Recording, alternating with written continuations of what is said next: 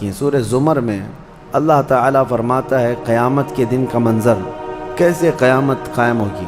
وَنُفِخَ فِي الصُّورِ فَصَعِقَ مَنْ فِي السَّمَاوَاتِ وَمَنْ فِي الْأَرْضِ إِلَّا مَنْ شَاءَ اللَّهُ، سور پھونکی جائے گی۔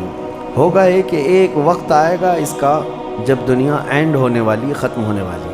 سائنس بھی آج اس بات کو تسلیم کر رہا ہے کہ یہ جو سولار سسٹم ہے اس کی ایک عمر ہے، اس کی ایک ایج ہے، اس کے بعد یہ ختم ہونے کے قریب آئے گا۔ تارے اپنی اپنی عمر مکمل کر کے بلیک ہولز میں جا رہے ہیں۔ گیلیکسی کے اندر جو سٹارز ہیں ان کی عمر ایک لیمیٹڈ عمر بتائی جا رہی ہے، اس میں سورج کی بھی عمر ہے، چاند کی بھی عمر بتائی جا رہی ہے۔ یہ سائنس کی باتیں ہیں، لیکن اللہ نے قرآن میں فرمایا چاند اور سورج یہ ٹکرا دیے جائیں گے، تارے ایک دوسرے سے سب ٹکرا دیے جائیں گے۔ اذا الشمس کورت واذا النجوم انکدرت، 30ویں پارے میں اللہ تعالیٰ نے اس میں فرمایا جب سورج کو یعنی ٹکرا دیا جائے گا اور ستارے آپس میں ٹکرا دیے جائیں گے اور سورج کالا ہو جائے گا، یعنی کچھ نہ کے برابر رہ جائے گا قیامت کے قریب۔ وَإِذَا الْجِبَالُ سُيِّرَتْ، اور پہاڑ جو ہے نا اڑا دیے جائیں گے اور سمندروں میں آگ لگا دی جائے گی، زمین پوری ختم کر دی جائے گی۔ اور سورہ قارعہ میں آپ نے پڑھا ہوگا یوم یکون الناس کالفراش المبثوث وتکون الجبال کالعہن المنفوش، تم لوگوں کو دیکھو گے کہ پتنگوں کی طرح سے اڑ رہے ہوں گے، اور پہاڑوں کو دیکھو گے کہ روئی کا پھا جو ہوتا ہے، روئی کا پھا اس طرح سے پہاڑ بکھر چکے ہوں گے۔ اور اس کے بعد یہ قیامت جو آنی ہے اس کا یعنی پروسیس کس طرح سے، شروعات کیسی ہوگی، وہ ایک لمبی گفتگو ہے۔ مختصراً عرض کرتا ہوں کہ آیات حضور اکرم صلی اللہ تعالیٰ علیہ وسلم کی احادیث میں جو نشانیاں بیان کی گئی ہیں اس اعتبار سے قیامت کے قریب بڑی بڑی نشانیاں آئیں گی۔ دجال آئے گا، دابۃ الارض آئے گا، یاجوج ماجوج نکلیں گے، پھر اس کے بعد سورج پچھم سے نکلے گا۔ یہ سب بڑی بڑی نشانیاں ہیں۔ حضرت عیسیٰ علیہ السلام کا نزول اس سے پہلے، یہ سب ہو جانے کے بعد پھر روئے زمین پر سے مسلمان ختم ہو جائیں گے۔ پھر ایک وقت آئے گا کہ جب سب لوگ اپنے اپنے کاموں میں مصروف ہوں گے، کوئی کسی کو پڑی نہ ہوگی، اور پھر دنیا میں سب اپنے اپنے کاموں میں اس طرح سے مصروف ہوں گے، کوئی کپڑا کاٹ رہا ہے، کوئی دودھ دوہ رہا ہے، کوئی کھیتی باڑی میں ہل چلا رہا ہے۔ اللہ تعالیٰ قرآن میں فرماتا ہے کہ تم دیکھو گے ان زلزلۃ الساعۃ شیء عظیم یوم ترونھا تذہل کل مرضعۃ عما ارضعت وتضع کل ذات حمل حملھا، اچانک ایک سور کی آواز آئے گی۔ وہی سور آج ہم نے تلاوت میں پڑھا ہے۔ اسرافیل علیہ السلام اللہ کے ایک فرشتے ہیں، ایک باجے کی شکل کی چیز وہ لے کر کھڑے ہیں، وہ بجانا شروع کریں گے۔ شروع میں دھیمی دھیمی آواز آئے گی اور یہ آواز بڑھتی چلی جائے گی، بڑھتی چلی جائے گی، یہاں تک کہ یہ آواز اتنی سخت ہو جائے گی کہ جو جہاں تھا وہیں کھڑا رہ جائے گا۔ کپڑا کاٹ رہا تھا اس کے ہاتھ سے کینچی گر گئی، جو کھیتی باڑی کر رہا تھا، ہل چلا رہا تھا، وہ وہیں کا وہیں رک جائے گا۔ دودھ دوہنے والا اس کا ہاتھ ویسے ہی رہ جائے گا، یہاں تک کہ حاملہ عورتوں کے پیٹ سے بچہ نکل کر گر جائے گا، جو عورتیں حمل سے ہوں گی۔ اور اس کے بعد پھر ایسی غشی، پھر سب پر موت طاری ہوگی اور زلزلے آئیں گے اور پوری زمین کو ہلا کر کے ختم کر دیا جائے گا۔ یہ قیامت ہے، یہ قیامت ہے۔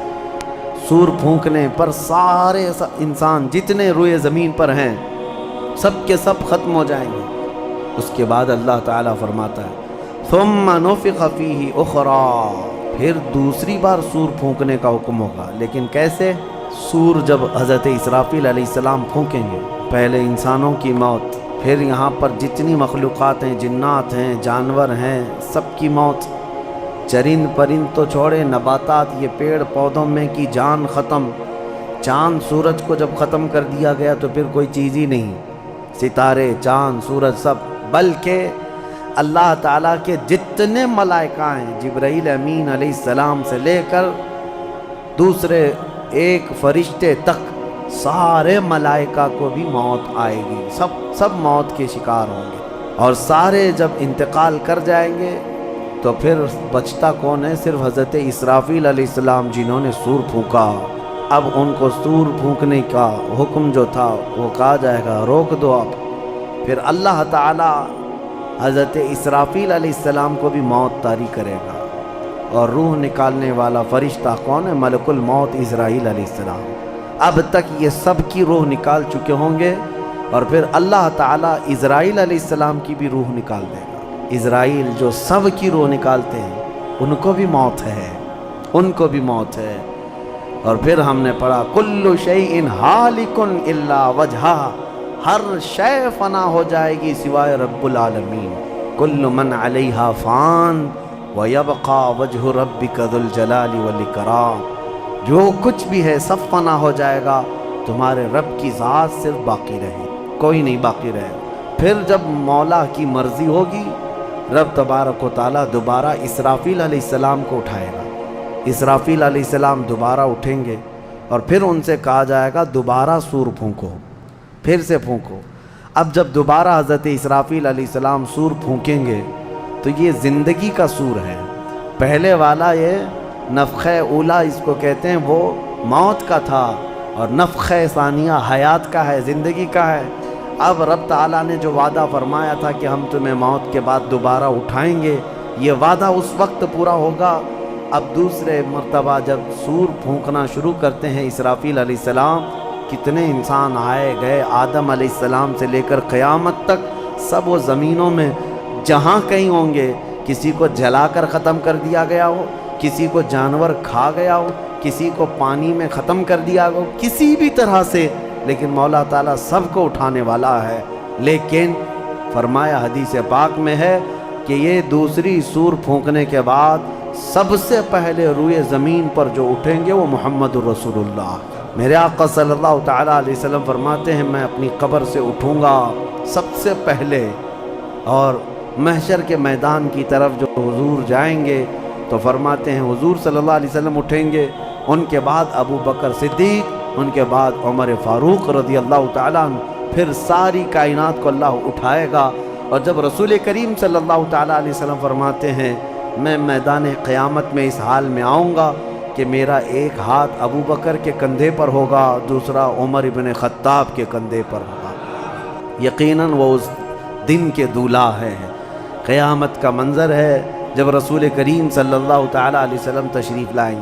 اور اس کے بعد رب تعالیٰ نے فرمایا سورہ زمر میں 2 آیتیں آئی ہیں، وَسِيقَ الَّذِينَ كَفَرُوا إِلَى جَهَنَّمَ زُمَرًا، اب جو کفار تھے ان سب کو کھینچ کر کے لایا جائے گا میدان قیامت میں۔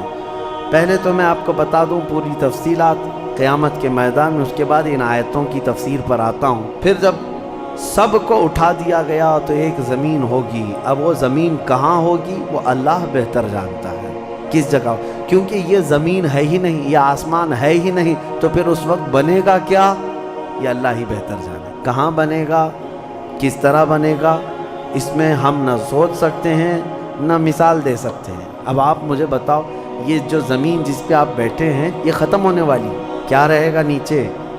آسمان جو دکھ رہا ہے یہ بھی ختم ہونے والا ہے، پھر کیا رہے گا اوپر ہمیں نہیں معلوم، لیکن اللہ کریم ایک زمین بنائے گا جس کے متعلق کہا گیا وہ تانبے اور پیتل سے بنی ہوئی ہوگی، یہ مٹی والی زمین نہیں۔ اور پھر اس کے بعد سورج کو پھر دوبارہ زندہ کیا جائے گا، اور سورج کو سب کے سروں پر لا کر کھڑا کر دیا جائے۔ اب وہ زمین اور جس میں سارے انسانوں کو جمع کر دیا گیا ہے، آپ اندازہ کریں وہ زمین میں نہ کوئی عمارت ہوگی نہ درخت ہوگا، وہ بالکل فلیٹ زمین ہے، صرف میدان ہی میدان ہے۔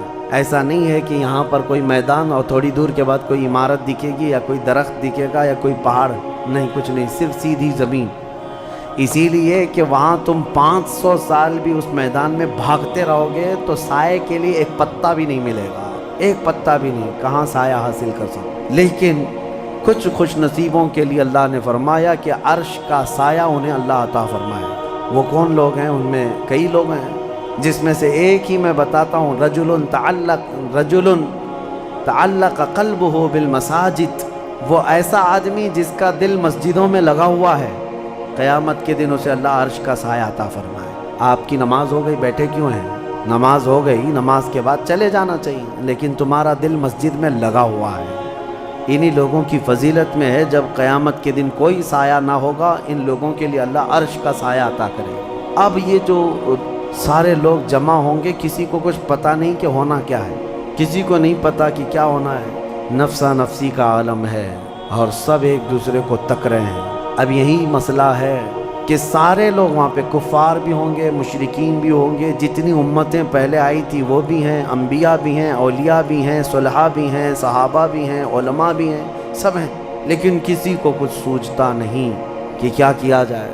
یہی بے خبری سے پوری مخلوق جو ہے انبیاء کے پاس جاتی ہے۔ انبیاء میں سب سے پہلے ابو البشر سیدنا آدم علیہ السلام سے کہتے ہیں سارے لوگ، آپ تو ہم سب کے باپ ہیں، ہمارے لیے اللہ کی بارگاہ میں سفارش کریں کہ کچھ ہمارے متعلق کیا حکم ہے وہ پتہ چل جائے، ہمیں کہاں جانا ہے، جنت میں یا دوزخ میں، یہ ابھی پتہ چل جائے، حساب بھی نہیں شروع ہو رہا ہے۔ تو آدم علیہ السلام نے فرمایا، وہ فرمائیں گے کہ اے لوگو جاؤ، اس لیے کہ مجھے ڈر ہے اللہ کریم کی بارگاہ میں نے جنت میں وہ ممنوع شجر کا جو پھل کھا لیا تھا، مجھے آج بھی اس کا احساس ہے کہ کہیں رب تبارک و تعالیٰ مجھے اس پر عتاب نہ فرما دے، جاؤ کسی اور کے پاس۔ جتنے نبیوں کے پاس یہ قوم جاتی تھی وہ انبیاء کرام یہ کہتے آج ہمیں خوف ہے اللہ کریم کی بارگاہ میں، وہ قہار ہے، وہ جبار ہے۔ اور میں نے آج ایک آیت یہ بھی پڑھی ہے سورہ مومن میں، اللہ نے فرمایا لمن الملک اليوم، اس دن یہ آواز آئے گی آج کی بادشاہت کس کی ہے، آج کی بادشاہت کس کی ہے؟ پھر اللہ خود فرمائے گا للہ الواحد القہار، ایک قہر کرنے والے خدا کی آج بادشاہت، اس دن صرف اس کی سلطنت ہوگی، صرف اس کی حکومت ہے۔ انبیاء ملائکہ سب ڈرے ہوئے ہیں، پتہ نہیں برسوں یہ قوم گھومتی رہے گی مخلوق۔ عیسیٰ علیہ السلام فرمائیں گے کہ اے لوگو جاؤ محمد الرسول اللہ کے پاس، آج وہ تمہاری سنیں گے اور اللہ ان کی سنے گا۔ پوری مخلوق جب نبی کریم صلی اللہ علیہ وسلم کے پاس آتی ہے تو نبی پاک صلی اللہ تعالیٰ علیہ وسلم فرماتے ہیں ہاں میں اسی کے انتظار میں ہوں۔ پھر حضور صلی اللہ علیہ وسلم سجدے میں گرتے ہیں اور اللہ کو منانے لگتے ہیں کہ مولا ہے تو تیرے بندے، تو حساب تو شروع فرما۔ اس کو کہتے ہیں شفاعت کبریٰ۔ یہ کیا ہے شفاعت کبریٰ؟ بڑی شفاعت، یہ سب کے لیے، کافروں کے لیے، مشرکوں کے لیے، سب کے لیے۔